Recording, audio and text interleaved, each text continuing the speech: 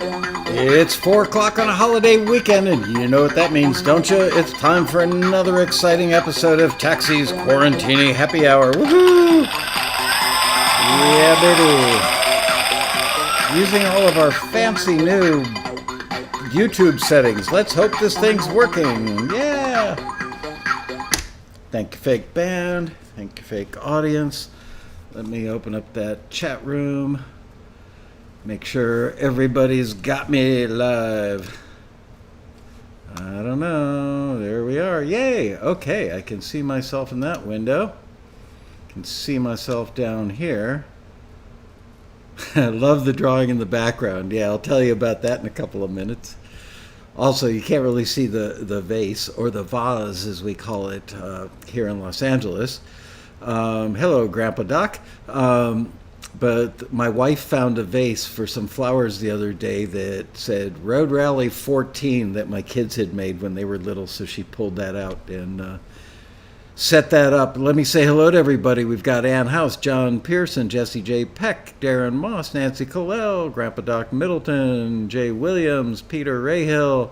Yes, fourth like. Everybody smash the like button. Come on, let's set a record. Ewert Williams, Alex Dillon, Dean Turner, Marion Laird, Tony Salazzo, Ronald Schultz, Edmund Red, Mark Reel. Man, the gang is all here today. Nice. I want to apologize for yesterday's little fiasco, but as you might remember, a month or so ago, the good folks at YouTube, in their never-ending quest to make things better, made the interface, the back end of YouTube Studio Live, different, and it wouldn't work with our old stream, whatever, some coding stuff. And so we found a workaround, and as of, I think, yesterday, they changed the workaround, so it no longer worked. So we had to do some stuff and recruited young Bria from Kentucky, and she figured it out in about 5 minutes, so we're very grateful for that. Good job, Bria. And here we are. But I am seeing my chat window is now black with white type. I think they did that because having white stuff come off the screen, they probably did that just for me because the white made me look ugly. So now it's black, so I don't get that screen stuff. Anyway, hello, Marion, Michael McGraw. Let's see, who else? Anybody else? Paul Ricker, Riley, or Rennie Bear, Marion Laird. Anyway, is it legible? Not as easy to read, frankly. It's one of the rules of graphics and marketing is reverse white on black, although it looks cool and trendy, is much harder for the eye to read. Yeah, we're going to get another heat wave. We are indeed. It's supposed to get up to like 109 here, I think, this weekend. Oy. Hello, Bob Gunnerfault, David Menzer. Okay, so in about a minute or so, we're going to reach out and we're going to call my good friend Fett. Oh, before I do, thank you, Mark Reel. That drawing back there, right there, that's from our granddaughter Molly. She was here when was she here? She was here Wednesday evening. Wednesday was actually my birthday, and my daughter Sarah and her husband Hayden and our granddaughter Molly came over for a little barbecue after Taxi TV. And Molly brought me that picture that she drew of me. So, Molly, if you're watching the show today, Grandpa's got your picture right there like I promised. Anyway, so that's that. Hello, Paul Etheridge. Let me grab a little swig. I put my... ew, that's gross. I put my drink in a cup today instead of drinking out of the can, and I see a little black speck floating in the cup with the ice.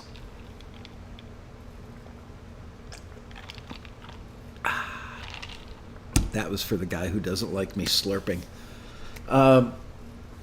Anyway, so I'm getting ready to call Fett here. I don't have a copy of his book with me. I went to the office the other day, and we finally got around to sending out all the books that people had won during episodes of Taxi TV and the Quarantini Happy Hour. And somebody had won Fett's Mixing Roadmap. And I came to realize that the only copy I had left, I think, was actually my copy. So I can't remember who's getting that, but whoever it is that's getting it, you'll notice that it's got one dog-eared page. That's because it was mine, but now it's yours.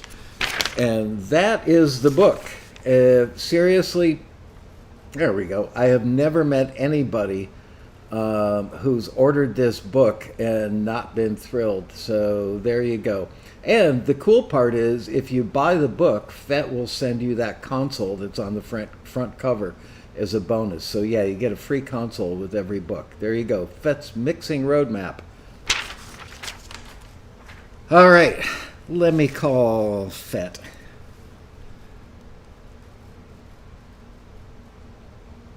We're not that concerned about the heat wave.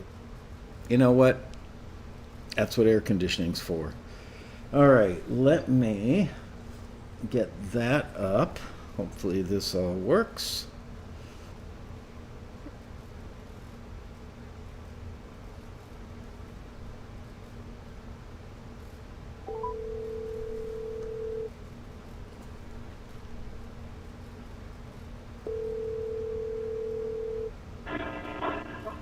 Taxi Fan Club Nashville branch. How may I help you? Hey, Fett, how are you? Can you hear me okay? I can, very well, thanks. Awesome. All right, well, we've got everybody in the chat room. The technical stuff is working much better today, thanks to young Bria for, keep calling her young Bria. She's an old married woman now. I guess I can stop with the young Bria stuff. Anyway, she figured it out. Yeah, YouTube threw us a curveball when they decided to change things and make it better, in quotes. Wow, look at that. Jay Williams says you're a super bright guy and a hell of a nice guy, too. Must be talking about you. No, I think he's talking about you because he's actually got your name in there. But anyway, you are a bright guy and a super nice guy, too. So I just held up a copy of the book. I don't know if you're watching us on screen or just doing the phone thing, but I held up a copy of your incredibly excellent book. And Thank you for doing that. Oh, my pleasure. It's a great book.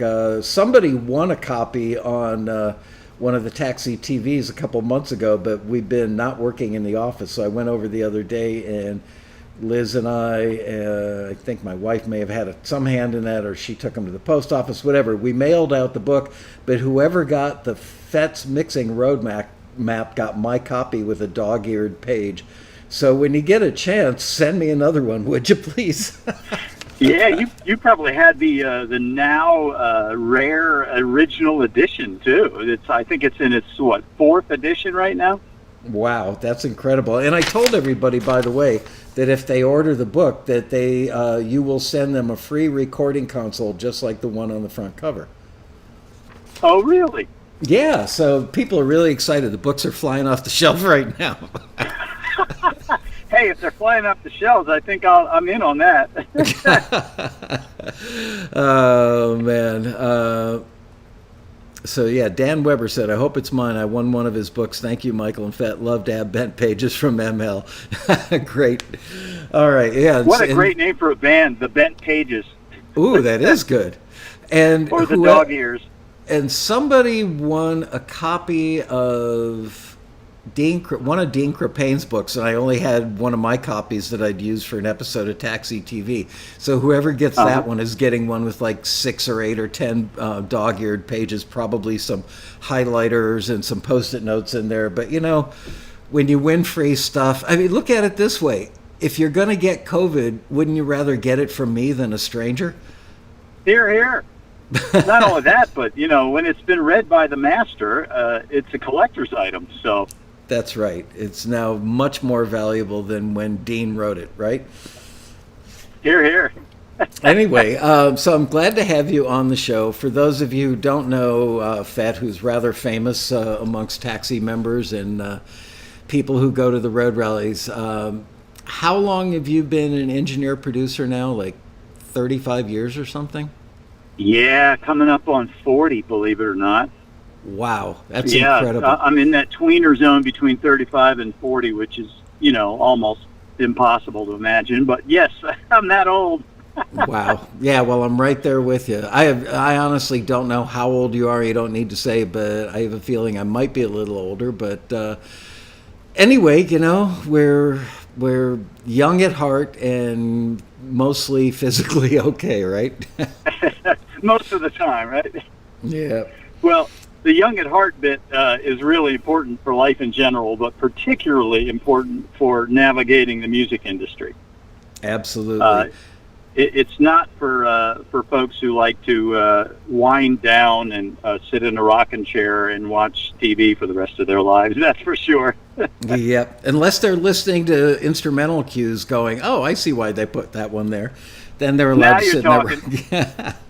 So, yeah, Fett has been operating a studio. Tell everybody what the studio name is. It's Azalea Studios. That's Azalea or Azalea for our friends abroad. It's here in Nashville, but it's been operating in Nashville for 27 years, if you can imagine that. Wow. But it's been around for longer than that. It started up in the D.C. Baltimore area when I got out of college, and very, very quickly got into recording other people's stuff. So it's 30 plus years old officially. Wow. Well, I've been there. I've actually been to Fett and Nancy's house, and he's converted a really large basement to probably the biggest and nicest and most functionally wonderful home studio. It's not, I mean, seriously, you wouldn't look at it and go, that's a home studio. I mean, it's a studio in a home, but it's a real live recording studio with a live room, and he does live productions in there and stuff. Works with a lot of Taxi members, has done many recordings and productions for Taxi members over the years. And so I've actually written a couple of questions. Cool. And I want to start out by asking you, so over the years at the Road Rally, you have heard, I can't even imagine, I would imagine hundreds, maybe even a few thousand different people, music from different Taxi members and guests at the rally over the years. That you've mentored.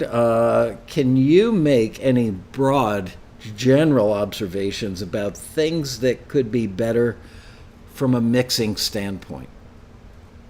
Yeah, there's a few things. It's interesting. You should mention that. I've been doing this a while. This will be my 17th road rally in a row this year. Wow. So, I started attending in 2004 and sort of started out with some general overview kind of recording and mixing tips. And one thing I'll definitely say is it's actually been astounding to see the average level of quality go up in those years among Taxi members. I always felt like there was some advice I could give to absolutely everyone, even if it was very minor back in the day. And now, and there are people I'm sure who are, on this thing right now who have heard me say, dude or dudette, there's just absolutely nothing I could do to improve this. That's how good the quality has gotten. But there's still some things I find very, very common among the recordings that are not quite there yet, or just people who don't have a lot of experience. And the first one I would say is the kitchen sink syndrome. Mm-hmm. And I don't mean SYNC syndrome, although that may be what the recording is for. But we have this notion as music people, particularly for artists or songwriters and have been around music our whole life, but we're not necessarily doing things for film and TV, that, we have to, quote, produce things, unquote, and that producing means a lot of parts or a lot of processing or a lot of tricks and that kind of thing. And often what happens if we get into using all of our tools and all of our mics and all of the parts we can record and everything else is we end up diminishing the impact of the cue or whatever piece of music it has. And this also applies to other uses for music, but particularly for film and TV. And the reason that happens is, as Dean Crepane would say, the music is one of the props in the scene. And it's supposed to bolster and support the dialogue or whatever else is going on visually in the scene. Well, the more stuff we add to the mix, or the more tricks we do, or the more we try to hype it, the more distracting it can be from the core of the scene. And when a music supervisor or a music editor is listening to the mix, and they see it, alongside the action on the screen going on, if there's anything there that's going to pull the attention away from the viewer, it's the kiss of death. So the first piece of advice I give everybody is go minimalist. And this is not just mixing, but mixing tends to be where we go overboard the most. But even for, back at the creation stage, when you're coming up with a piece of music, a cue or whatever the case may be, map it out in terms of its essential elements. Like, what is the core focus of the music itself? Don't have even something as simple as an overly busy melody, because, again, that's a potential distraction. And then record only those parts that are essential to the production, and do minimal processing on them.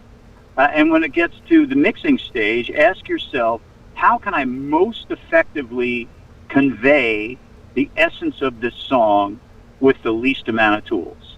Right. And most of the time when I do make that comment to people about, I just couldn't improve on this, it's usually because they've taken that approach. It's just so essential, for lack of a better way to put it, just has the essential elements that the emotional element of the music comes through.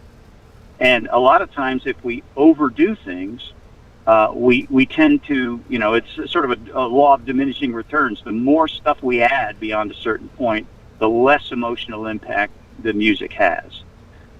So that's my biggest thing, is just not to overdo it. And, I could go into detail in many different areas about what I mean by that. But that's my number one piece of advice is just don't put the kitchen sink in there, particularly if you're doing stuff for sync. What about, because you're in Nashville, and I'm sure you know what, somebody's at my front door that's not going away. While I'm gone, can you tell them the difference between that type of engineering, production, and arrangement mindset and what you would do for country music when somebody comes in to do country demos? I'll be right back. Yeah. Well, I'm a little bit of a renegade in Nashville because don't get me wrong, I love Nashville dearly, and I wouldn't have stayed here and worked here for 27 years if I didn't feel that way. But there are really two Nashvilles. The first one is Music Row, commercial entertainment industry country, which is sort of the stuff that everybody knows about. And then there's the other Nashville, which is all genres, all types of music, all approaches, people from everywhere. It's the working underpinnings of the industry that never go away and don't tend to go with the trends and what have you. So what I typically see among country stuff in Nashville, if you want to compete with the commercial, again, entertainment business, Music Row, commercial country stuff, they tend to hype the crap out of things, in my opinion, to their detriment, which I'll get to in a moment. But things tend to be extremely compressed, extremely bright, very, very narrow range of frequencies, and just kind of over the top with everything. The other thing that absolutely drives me insane about the Music Row commercial country world is absolutely every note of absolutely every single vocal is auto-tuned, whether it needs it or not. And so that is, if that's the market you want to compete with, that is kind of the rules you have to follow. There are certainly ways to use auto-tune much more effectively than they do on the row here in Nashville, but it is an element of that sound of commercial country. Now, the other market that's out there, which is all the other country music and Americana and all the various offshoots and genres in the independent world, you can get away with a lot better treatment of the music, if you will, and not make it quite so compressed and limited, and not make it so overly bright, and not make it all tuned and that kind of thing.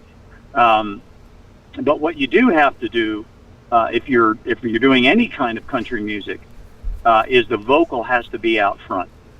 In a rock mix, like a classic rock type genre mix, the vocal tends to sit back a little bit, almost like one of the instruments in the band. You would never get away with that with any kind of country mix. The vocal has to be out front and center, audible at all times, and really give the listener the ability to grab onto the story of the lyric, which is very, very important in Nashville, and follow it from the first note to the last.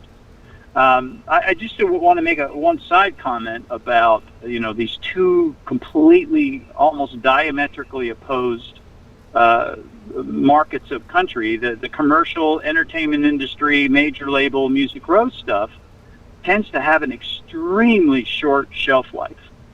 So with all that hyping and the compression and the brightness and the auto-tune and everything else, it doesn't tend to have a lot of emotion. So when a new single or a new song comes out, it tends to grab people initially because it's pretty hard to ignore being produced that way, particularly if it's up-tempo and, the musicianship and everything else here is just over-the-top phenomenal.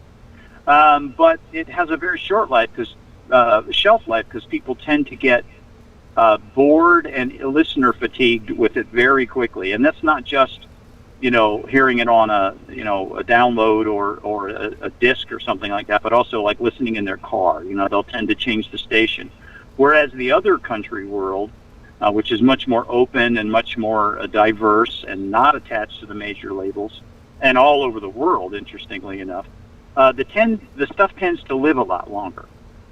So if you do get a song that's featured, on the internet and has gotten very popular, say in the UK or Germany, which are two big, huge country markets, they tend to stick around a lot longer, which means that your potential income from the song is also greater.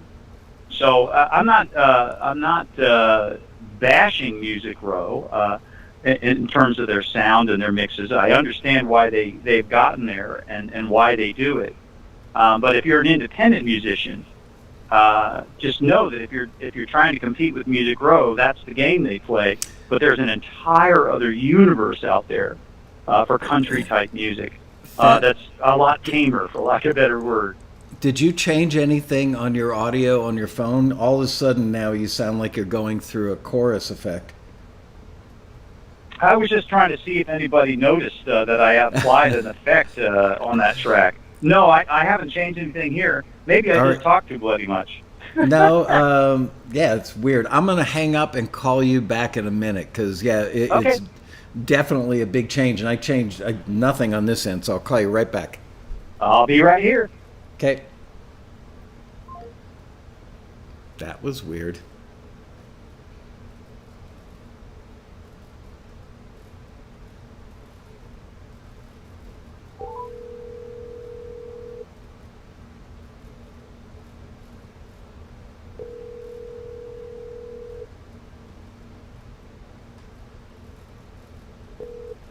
Hey, take two. Okay. Keep talking so I can check. Check 1, 2, 3. Yeah, it's better at the moment. That was weird. Okay. Well, if it happens again, I'll move locations here. If that may be something to do with it, but all right. I'm happy to do whatever we need to do. So I want to bring up another issue, which is when I was trained as a young pup in the industry at Criteria Studios in Miami, they paid particular attention to the relationship between the bass and the kick, and then the relationship of those two things to the entire rest of the mix. Maybe it's Criteria kind of had some R&B roots in that Aretha Franklin and oh gosh, can't think of his name. Anyway, some of the earliest acts that recorded there were urban acts that where bass and the kick were very important, and I think that kind of stuck, and it permeated the way they treated even rock music. The Allman Brothers recorded there, and a lot of other bands, big bands that were certainly not part of the urban music scene. So I noticed this in a lot of stuff recorded by home recordists, that they don't really get the relationship of the bass and the kick right, and then they don't really get the relationship of the bottom end to sound as firm and you know, where it's just, it's there. It's not predominant, but it's solidly there. Do you have any good advice for people on how to get a great kick and bass relationship, and then how to get that relationship working with the whole rest of the mix? I do. I have several things. Generally, what I find is one of two extremes. Either there is so much kick and bass that it dominates the entire mix, and the result is that it's hitting up against the compressor that's on the master bus, the stereo master, or that's used in mastering, which of course squashes the entire mix and kind of sucks the life out of it. Or there's virtually none at all.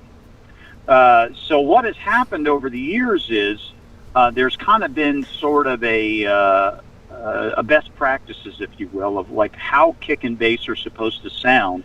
And I think one of the mistakes that people make is they apply that rule to absolutely every genre. Right, like what would work in EDM does not work in country. Absolutely. In EDM, man, that bass and kick better be super tight and super present, but not boomy. Right. Whereas if you did that, on another style of song, a singer-songwriter thing or a jazz thing or whatever, it would sound completely inappropriate. But what's really cool about the bass and kick relationship nowadays is with the tools we've got to achieve what they used to achieve at Criteria and other places, there's no excuse for not getting it right. But ironically enough, my first piece of advice is to not start your mix with the kick and bass. That's a convention that also has existed for many, many decades, and there was a reason why back in the day some of the amazing mix people like Tommy Dowd and stuff always started their mixes with the kick and bass. Right, that's how I was trained. Sure, and so was I. The problem with that is, again, there are a lot more genres and subgenres that are very specific with sound nowadays. For example, if you're doing a country mix, when I'm doing a country mix, I start with a vocal all by itself, and I build the entire mix around that vocal. And somewhere around 2/3 of the way through adding the various tracks that have been recorded in the mix, the kick and bass come up. Because what happens is the kick and bass, whatever you start with first is going to dominate. And so if you start with the kick and bass, with a country mix, for example, that's all about the vocal, you'll find yourself spending a lot more time trying to figure out why the vocal won't cut through by the time you add it. And you'll be going back and redoing what you already did with the kick and bass, particularly if you did them soloed up, which a lot of folks will do. Right. And you may end up with the same result, but it'll take twice as long. So start with the elements of the mix that are most prominent and most relevant to the genre. So let's say it is kick and bass. There are two things that will really, really make a difference in how they sit in the mix and whether they come across well. The first is EQ splitting. So if the dominant frequency of a kick drum, for example, and this includes electronic kick drums, is somewhere around 50 or 60 cycles, well, you want that kick drum to kind of own that frequency. Even though there are lots and lots of other frequencies in the mix or other parts in the mix that are in that frequency, it gets to be the thing that owns it. And if that means that you scrape the EQ off both sides of 50 or 60 cycles, that's okay. Or you might do 50 or 60 cycles and below, depending on what genre you're working in. And then when it comes to the bass, give them a really quick definition of what scraping the EQ off of either side means. Oh, well, what I mean by that is if the dominant frequency that you're trying to bring out in a kick drum is 50 or 60 hertz or 50 or 60 cycles, then you want to turn down all the other frequencies that are not in that range. So it looks like a little bell curve, but you don't have to boost that frequency. You can turn down all the others. And again, with the tools we have nowadays, with things like low-pass and high-pass filters, it takes seconds to do that on any tool that you use for mixing nowadays. Okay. So that that means that you carve out the area for the kick drum to let it dominate in that frequency. And then the other carving you do is anything else in the mix that might be fairly present in that 50 or 60 cycles. A guitar, a low end of a guitar, or a keyboard. There are lots of other things, but particularly bass guitar, which we'll get to in a second. You want to turn down that frequency range in those instruments as well, because not only does it allow the kick drum to dominate that frequency, it also keeps everybody out of the way of that frequency, which is like a double whammy, a double result you get from that. So that's the kick drum. Now, most basses have not one, but several dominant frequencies that tend to be endemic to the instrument, one of which is right around 100 cycles, or maybe 150, depending on the notes it's playing and what have you, and the particular bass. Right. So you want the bass to own that 100 cycles or 100 hertz range, so that what you're doing is you're stacking the kick drum and the bass on top of each other, rather than co-resident with each other in the exact same frequency range. Now, on the bass, well, first of all, on the kick drum, you may also need to do some addition of EQ up around 8 or 10 K, because that's where the snap of the beater is on a drum. So depending on what kind of drum sound or drum sample or drum recording you've got, you may need a little of that to get definition from the kick, because that 50 cycle range is all the boom, boom, boom power of it. Same thing on the bass.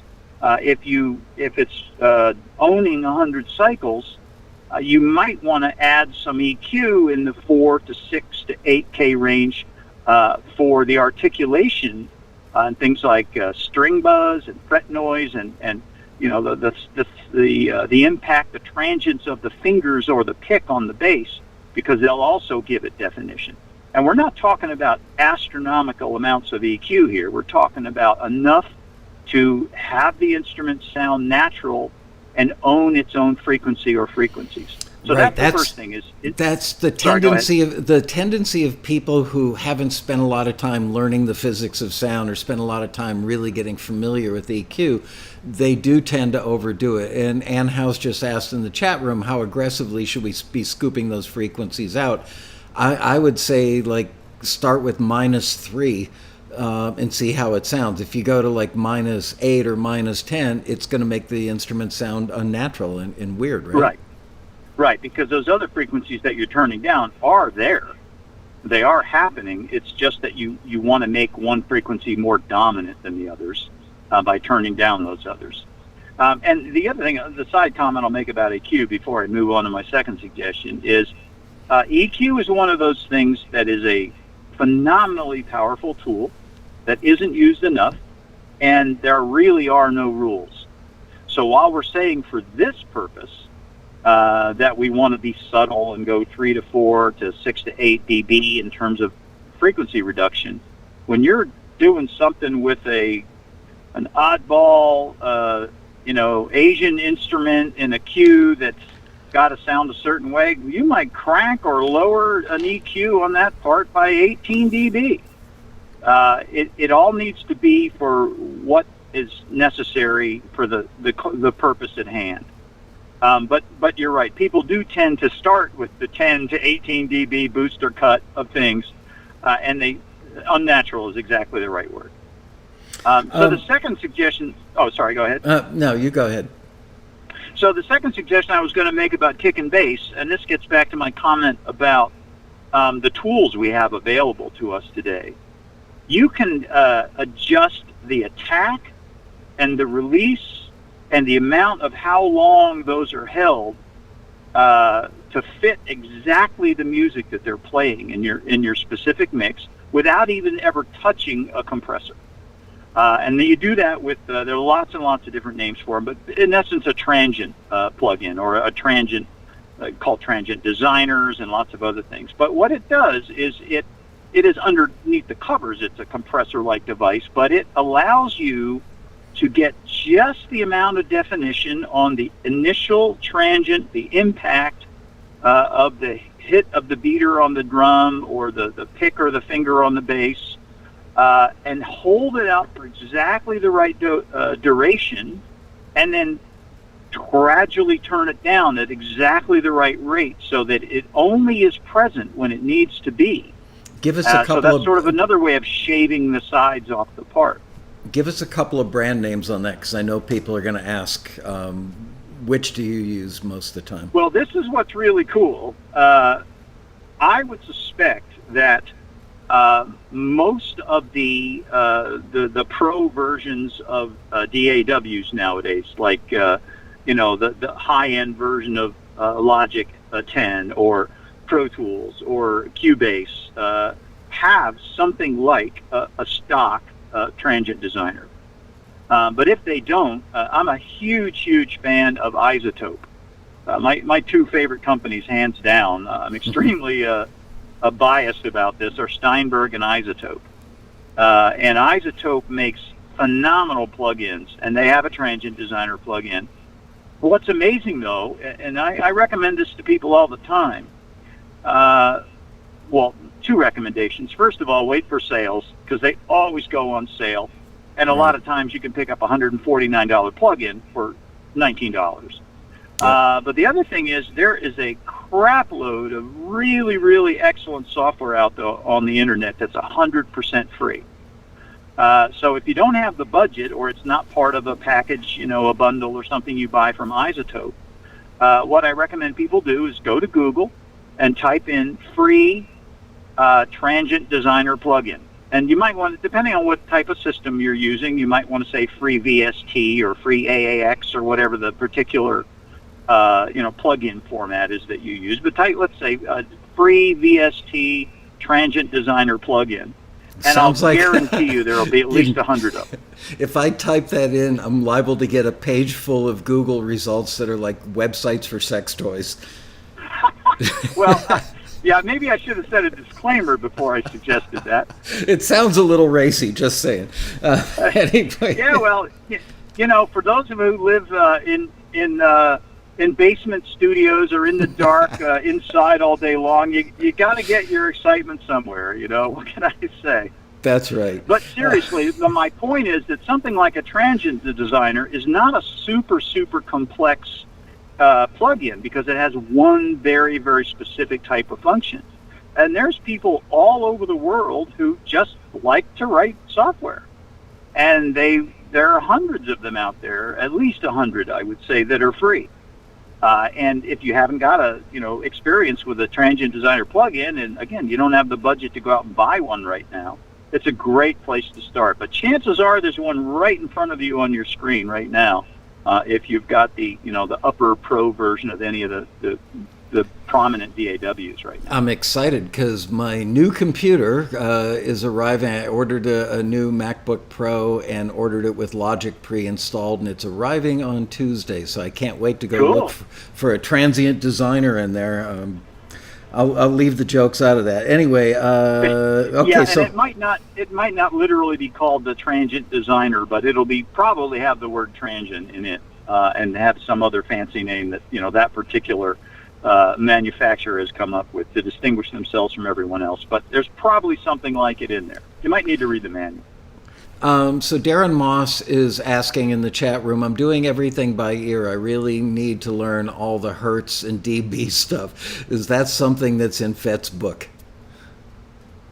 It's not in my book, but speaking of the internet, you can literally go online right now and Google chart showing Hertz and musical instruments. And what it will give you is not only what the different hertz are, the ranges and what have you, but every instrument that you might possibly be using in a typical mix, what frequencies that it occupies, like on a piano, from the lowest note to the highest, or on a guitar, or whatever the case may be. Right. And there's one site, I wish I would have looked this up ahead of time, but there's one site that's got a really excellent version of this. You can download like the chart, and it's really nice, color coded and everything else. But they also have an interactive version of it on the same website, where you can get additional information. So when people say things like bright or sizzly or present or boomy or thumpy or whatever subjective term they use, they've got the EQ frequencies to start with for that word, which is typically how we think, right? We're either asking for something to be thumpy, or in our head while we're creating it, we want to make it thumpy. And the best thing you can do to get the ear training for it is take individual instruments and just sit there and go wild with an equalizer, sweeping it through the different, Amen. First do a cut of like 6 or 8 dB, something that'll be fairly obvious, and sweep it, and you'll hear, oh, that makes the guitar really honky sounding. Oh, that makes the guitar edgy sounding. And pretty soon it just becomes part of your being. I don't know about you, but I found that it got to a point where you don't have to really think about it. You just intrinsically know where to go, and on very rare occasions do you have to even really think deeply about it. It's like riding a bike at some point. Amen. And the only way to get there is to actually get on the bike and ride it. Yeah. If I had one piece of advice to give to people, how to become better, just producer/recording people in general, but specifically mixers, is to do what in Nashville and a lot of other places we call woodshedding. And the point of that is to take a time that is not when you're trying to produce something to a deadline. So, if you've got a taxi listing that's due by midnight and it's 9 p.m., I do not suggest doing this then. But take, an hour or two on a weekend when you have nothing due, and go into your DAW software, whatever you happen to be using, and start playing with things. Bring up one track. What's that? Did you change your location in the house again because you all of a sudden went back to sounding like you're going through a delay? I didn't, but let's do a little experiment here. I'm gonna move to an entirely different place and see if it works. I'll sound like an ad. Can you hear me now? Is that better? Yeah. No, it's not actually. Let me call you back just because, you are intelligible, but you're definitely, it's not desirable. I'll call you back in 30 seconds. No worries. All right, thanks. Gotta say, that's a sound we've never had before. Interesting. That would happen to Fett.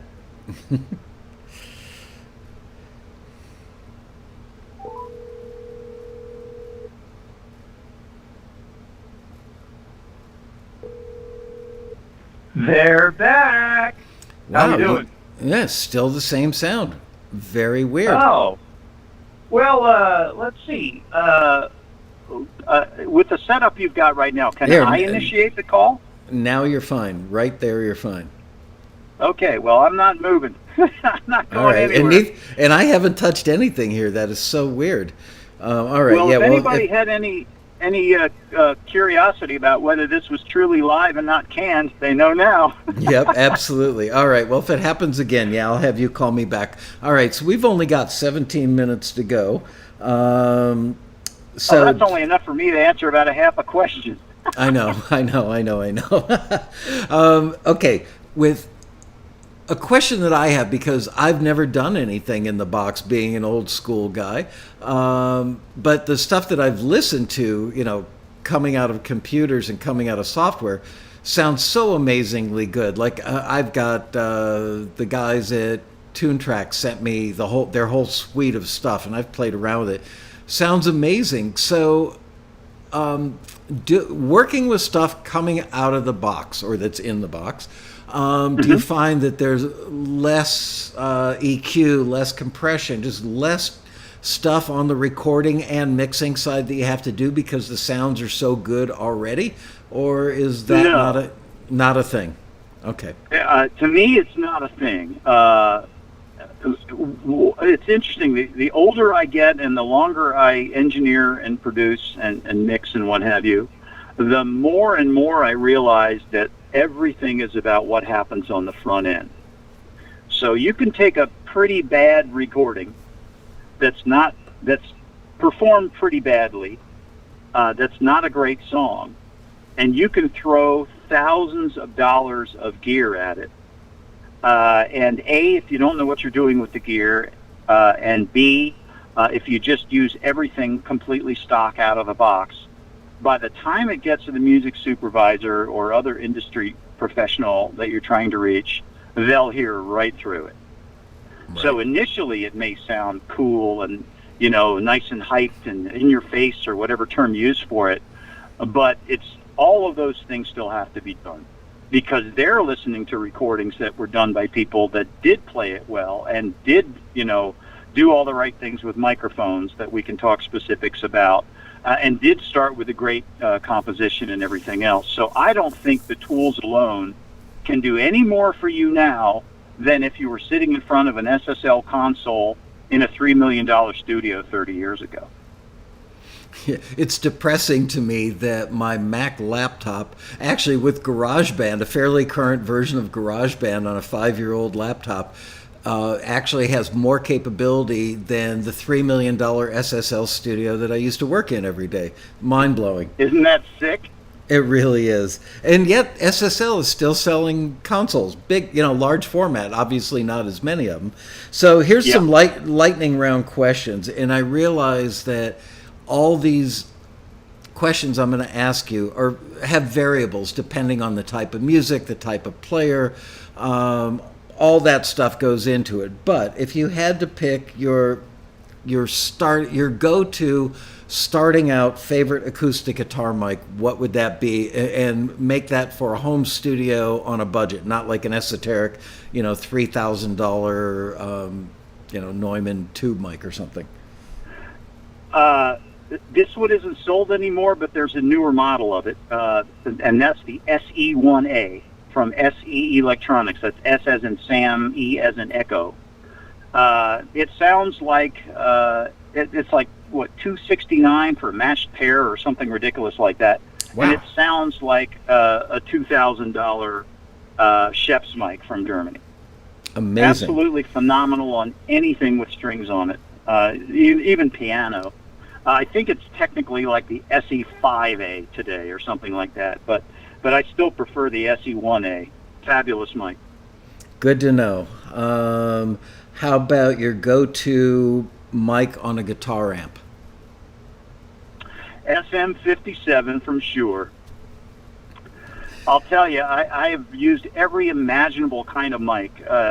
You may remember I was a tech editor for Performing Songwriter magazine for almost 8 years, and I got my hands on every mic imaginable for reviews and stuff like that. And today, all these years later, the two mics that I put on a guitar cabinet are always an SM57 and a ribbon mic. Wow. And that ribbon can be lots of different ones. I use AEA mics and Royer mics. I use a really inexpensive Apex 210 mic, but they're all ribbons. Those two blended together, it's like the ribbon wraps around the SM57. You get the full entire sound of the amp that way, and shitloads of flexibility in the mix. Can the ribbons handle that kind of level well? Oh, nowadays, absolutely. If you're using a vintage ribbon, this is something I learned from one of the people I've had the pleasure of spending some time with over these years in Nashville, Michael Wagner. He has a great suggestion, and that is if you're using an older ribbon that's not built like the ones are today, and you're putting a lot of volume out of an amp, just angle the ribbon about 30 degrees. That way, when the sound pressure levels hit that very, very, micron thick piece of metal in there, it won't snap it in half. But the new ones made by Royer and AEA and people like that, they're built like tanks. Good to know. I always learn something. You can literally put those things in front of kick drums now, believe it or not. Not that I do that, but I know people who do. Wow. Okay, best inexpensive interface / preamp for somebody equipping a home studio on a budget. Focusrite, I think it's the 1814. It's the Scarlett series. Now, let me get this right. Yes, it's the Scarlett series. I think it's the 1814. It's the bang for the buck, sound-wise, feature-wise, number of inputs and outputs-wise. It blows the crap out of anything in its price range. And I think they're like $150, somewhere around there. Well, that particular model, they do start about $150 in the Scarlett series, but that particular model, because it has more inputs and outputs and some other stuff on it, is maybe in the 300 range. But for $300, I mean, it just, again, it sounds phenomenal compared to anything else in its price range. And here's a little secret. Most of the time, I don't know what Focusrite deal has, what kind of deal Focusrite has with online retailers, but look, always type in, if you're looking for a Focusrite, type in Focusrite Scarlett bundle. And 9 times out of 10, you'll see that it comes with a mic stand, or a set of headphones or whatever, already at a discounted price. And that stuff's just free gravy that you get with it. And even then, you're still getting something that's going to blow away the competition. I love those, absolutely love those interfaces. Best inexpensive monitors for somebody equipping a home studio on a budget? That's a little tricky, not because there aren't a lot of great inexpensive monitors, but because there are so many.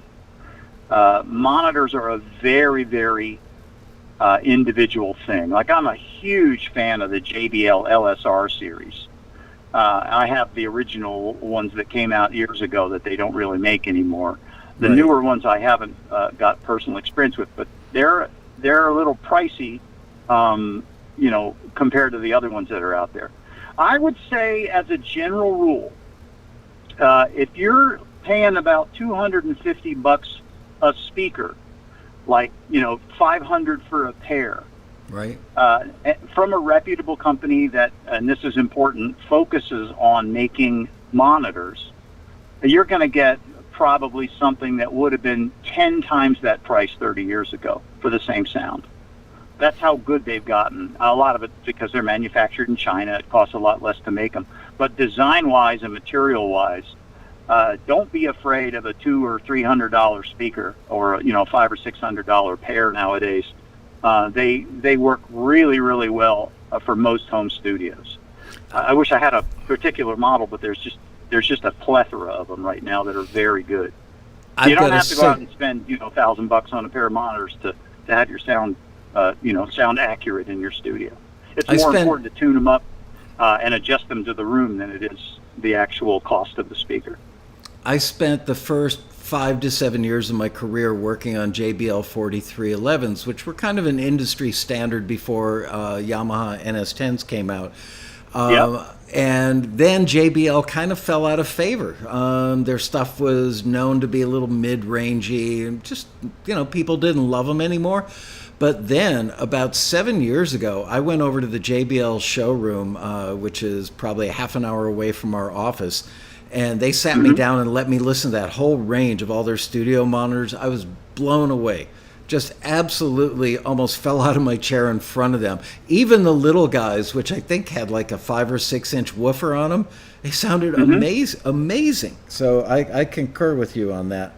Yeah, you mentioned something really important. In the old days, a 5 to 6 inch driver, a woofer on a monitor, just could not put out the bass. Right. And now they really do. In fact, I think they're called the HS10s, are like modern Yamaha NS10s that actually have bass in them. Because the old ones couldn't reproduce it. Yeah, a 5 or 6 inch driver is totally fine for most home studios. What's your favorite Reverb software or plugin? Oh boy, my favorite. Oh man. Or what's your go-to? What do you try first? Because obviously, an EDM project is going to require something different than a country song. Again. To be honest with you, I think this is one area where the manufacturers have done phenomenally well with stock. The first thing I reach for when I'm trying to do a quick and dirty reverb or get a vibe going is a built-in reverb that's part of Cubase, which is my preferred DAW platform.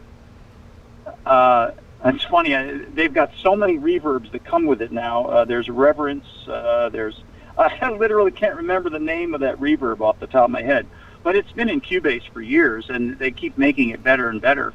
And it's got plate reverbs, and it's got spring reverbs, and all these other sounds in it, lots of control, but really great presets to start from. So, that's where I go before I start reaching for my UAD, reverb. I've got a really great plate reverb an EMT plate reverb from UAD. I also love my reverbs from TC Electronic that I've got, but unfortunately, that whole entire platform is no longer supported. So I use them all the time, but you can't get them anymore. Do you have any other favorite plugins that have become your go-to that you would try first, on almost any project? Yeah, in fact, I did a little experiment. I try to keep myself fresh and keep learning and not kind of get into too many ruts after doing this for so many years. So I did an experiment a month ago. I sat down and I said, I'm going to mix this song that I was doing for actually a taxi client, come to think of it, and I'm going to use one plug-in to mix the entire song. So if I'm going to do something on the kick or the guitar or the vocal or whatever, I'm going to use this one plug-in and nothing else. And I had, all my plug-ins to choose from, and I selected Isotope's Alloy plug-in, Alloy. And it's available by itself. You don't have to get it in a bundle. And this thing had every feature I needed. EQ, transient processing, compression, limiting, plus some other really cool stuff. And I would say that I got away with about 85 to 90% of that mix without using anything else. There were a few places where I tweaked some EQ or used a specialized plugin because of the song at hand. But I even put it on the master bus. And that thing was just unbelievable to me. I'd never really used it much in the past, so if I had to pick one go-to plug-in, it's Isotope's Alloy. And again, watch for sales. They sell it for dirt cheap. I know that the person who sells Road Rally sponsorships is in discussions with Isotope, and they're a probable sponsor of the upcoming Road Rally. And I'm hoping that if they do sponsor, that they will give Road Rally attendees, even though they'll be virtual this year, Road Rally attendees some really good deals on Isotope products. I will push for that, I promise you guys. All right, we've only got a few minutes, like 3 minutes left. A favorite vocal reverb? Vocal reverb. Yeah, actually, I hate to say this, but it's my old TC Electronic Dreamverb. Okay. Again, you can't get it anymore. Boy, I think that's TC. I hope it's not UAD. They're going to smack me on the wrist if it. I don't think it's a universal audio plugin. I think it's a TC, but I've been using it for so many years. But Dreamverb is just incredible on vocals. I mean, if you want to go with a Bricasti or something like that, and you got a few grand, that's great, but not necessary. I used to have an original Lexicon 224, the very first one that Lexicon made. I actually had like serial number 003 because Cool. I knew the national sales rep, and he brought it to me as a demo, and I never gave it back. I did pay for it, just so you know. But at the time, I mean, I had live chambers in my studio, and I'd worked on a lot of plates at Criteria, and it was so hard for me to feel good about digital reverb, and now I go back and listen to, the software, the plug-in version of that. It sounds amazing. I don't know if the plug-in version is better than the original. It didn't sound bad, and it had a lot of great sounds in it, but it sounded a little digital to me, and I'm sure the processors have gotten, well, now the processors are in the computer, not in the box itself. But anyway, hopefully they sound better. All right. I would be amazed if they don't. Again, not to repeat myself too much, but reverbs is one of the things that everybody has gotten really, really good at, including the stock stuff. It's almost impossible to get a bad reverb nowadays. For a while, for like the last 2 years I worked in South Florida, I had an EMT 250, the R2D2 box. Oh, yeah. While it didn't have a lot of flexibility, it sure did sound good. All right, so a couple more questions. Well, we've got a minute left, so I'm going to take one more question from the audience. Looking up the thing here. See if I've got any that I haven't asked you on their behalf. No, actually, people are just basically saying, I love this, I love that. All right. Well, with that, yeah. All right. So A couple people mentioned early on, will Fett be part of the road rally this year? Yes. I haven't finalized all the panels and the prequels and all that stuff. I'm actually working on it a lot this weekend. But yes, Fett will be at the road rally. Here's one last question from Andre Stepanian.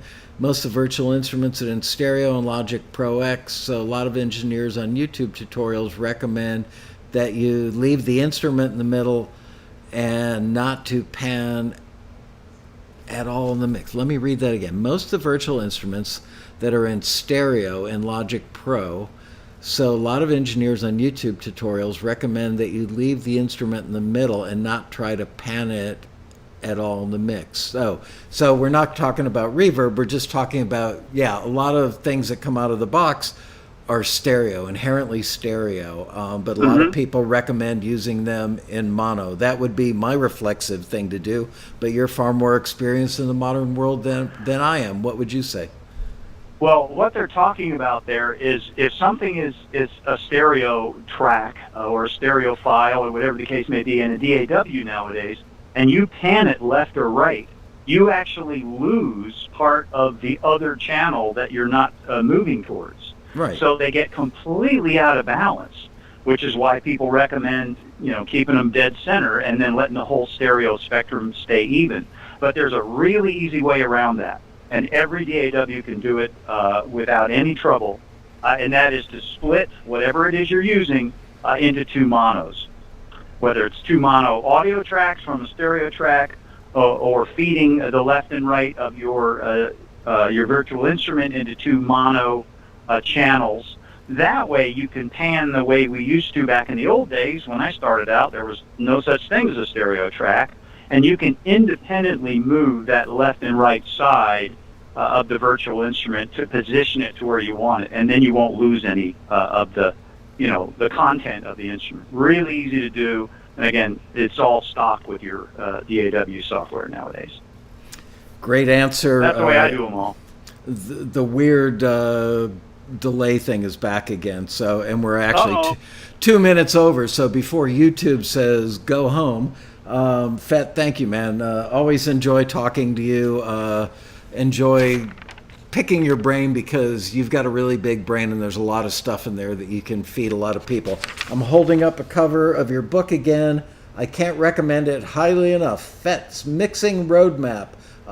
Liz, can you post that link one more time before we sign off? And yes, it's true. Everybody who buys the book gets the console on the cover. I'm kidding, of course, but it's funny. I don't even know what that console is. It was some photo. I think Nancy, my partner in crime, found for the cover. Yeah, I've got to say, I've looked at that thing 100 times. I have no idea what kind of console that is, but it's pretty. And I've never seen it in real life anywhere.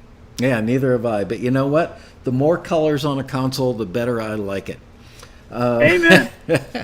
All right, Fett. Great talking to you. I will talk to you soon, I'm sure. And thank you, man. Thanks for stopping by and sharing what you know. Ladies and gentlemen. Thank you, Michael. I'm really looking forward to the road rally this year. As am I. Thank you, Fett. Talk to you soon. Take care. He's like a genius or something, isn't he? It's amazing how smart that guy is and how much stuff is rolling around in his head. Oh, look, Mrs. Lasko is home with groceries. Hi, honey. We're not going to be here Monday, Il Raso. Monday is a holiday in the United States, and I'm actually taking the day off. So we will see you on Tuesday for a Quarantini happy hour. And with that, I thank you all. Once again, thank you to Bria for solving our tech problem. Thanks, Liz, for having my back. And thank you guys for tuning in. See you next week for another exciting episode of Taxi's Quarantini Happy Hour. Bye-bye, you guys.